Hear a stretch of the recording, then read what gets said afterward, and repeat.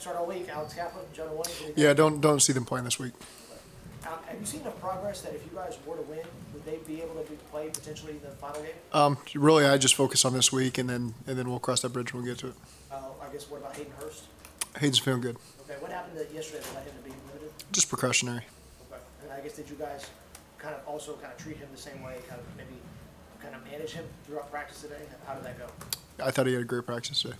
How tough is that for Alex and Jonah to get to this far in the season, this moment, and then can't sort of be as involved, obsessed in one play? I'm sure it's tough. They work hard. They work as hard as anybody we got on the team to put themselves in a great position. That's part of football, and they understand that, and they're doing everything they can to get back on the field. Trey Flowers back on Saturday? Trey had a good day today. Have you had there's been a lot of talk about how the offensive line and what that makeup's going to look like come Sunday. How good do you feel about that unit, given especially what they played like against Buffalo? I feel good. They've prepared all season.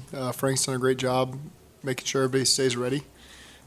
He continues to do that with everybody that's on the roster there. And so it's for times like these when you're going to have to pull from your depth, and so far those guys have stepped up to the challenge. Do you guys as staff give them any kind of different messaging as you go in when they got to step up into those kind of roles? Or you just No. say, hey, you guys have been here, you know what to do? Yeah. Like on Wednesday, Brian mentioned the throw that Joe made to Jamar that got reversed. It was one of his favorite throws that Joe's ever made. Yeah. Is there a player throw that Joe's made that comes to your mind as that's kind of my favorite Joe Burrow throw? Yeah, the one against the Titans a couple years ago, the anticipation to TB, I thought that was a great one. He's made a lot of great throws at this point where it's like calling out your favorite child. There's a lot of great throws he's made, and his accuracy. The one to TB was not easy. The one of those early completions in the game the other day on the the sail route on their sidelines in the elements that early in the game. It was relatively tight coverage. That's not an easy one. It's not the best throw he's ever made, but considering the conditions early in the game, I thought that was a great throw versus relatively tight man coverage as well. And all those throws are like your children. Do those tend to be more expressions of his physical talent or his mental processing? Both combined.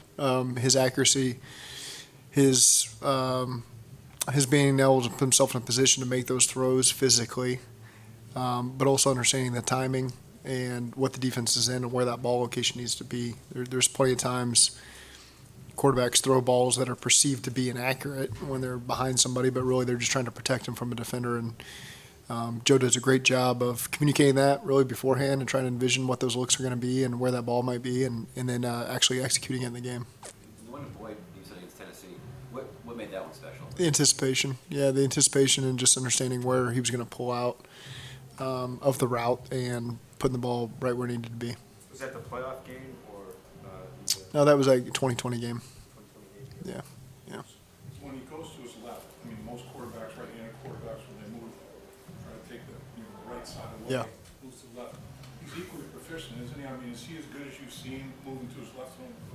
Yeah, he works on that.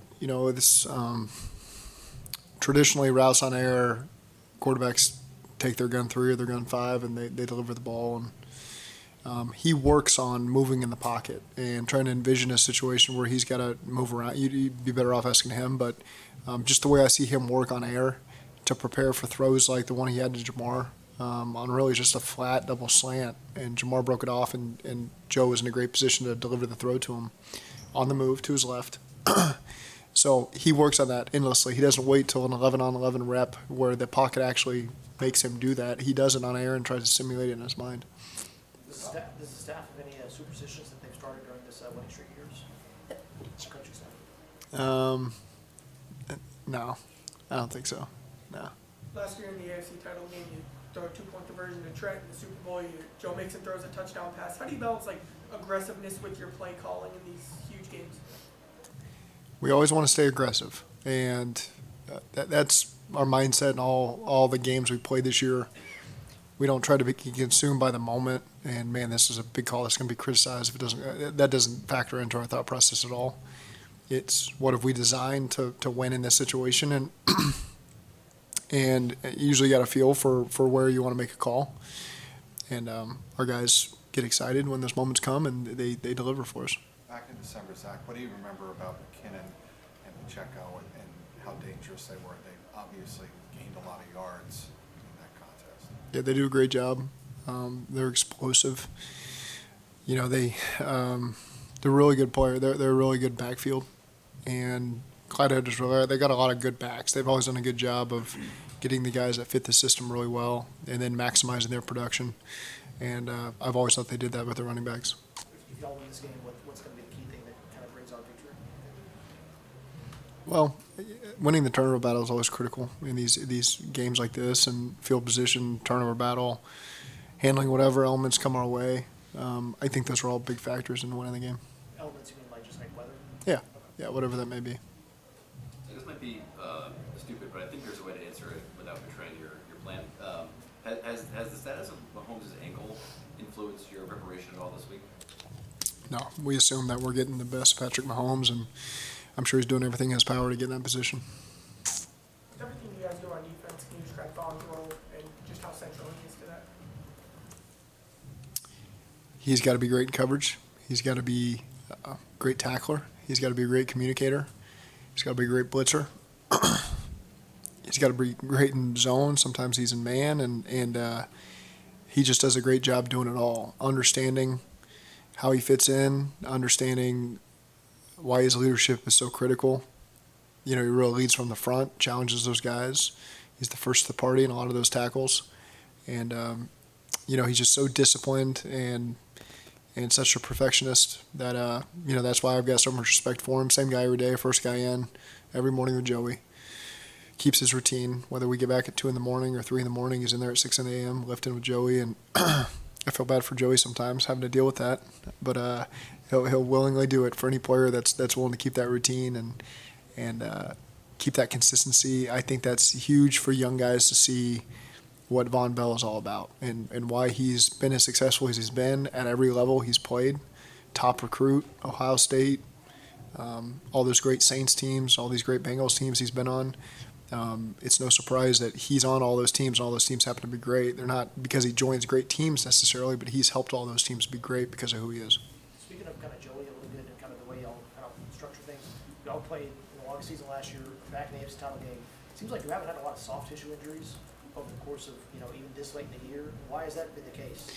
We work our tails off to make sure that we're on top of all that, and that starts with Joey and Matt Summers and Garrett Swanson and Todd Hunt. They do a great job with the sports science things. You see Garrett every day. He's tracking on the computers, the GPSs. And, you know, watching Logan yesterday, Logan, before we even got started, was trying to hit his, you know, he hit, I think, 19 miles an hour, 18 miles an hour maybe, on a sprints to get going. So we're making sure that they're hitting their sprints before practice starts and their top speed so they don't lose it.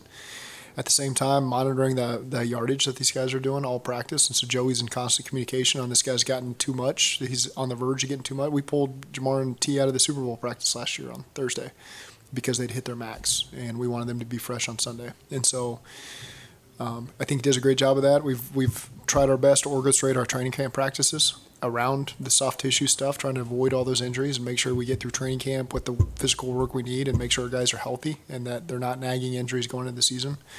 So I just think that that's part of the staff. You know, Joey and his staff, Matt Summers and his staff have done a great job coordinating together, formulating a plan, being diligent every single week, and not just, all right, it's January, what happens, what happens. They stay on top of it. Even yesterday, Joey's putting the numbers on my desk and talking about guys. And so that's a big part of the time and energy we put into making sure that we can avoid as many of those injuries as possible.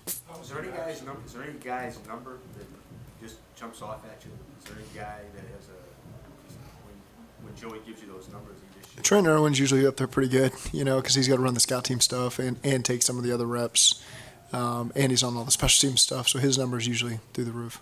How are the maxes, not to exceed a max, how are the maxes determined? Is it an average of what that player's done over a long period of time? Yeah, so is it based on position group at all?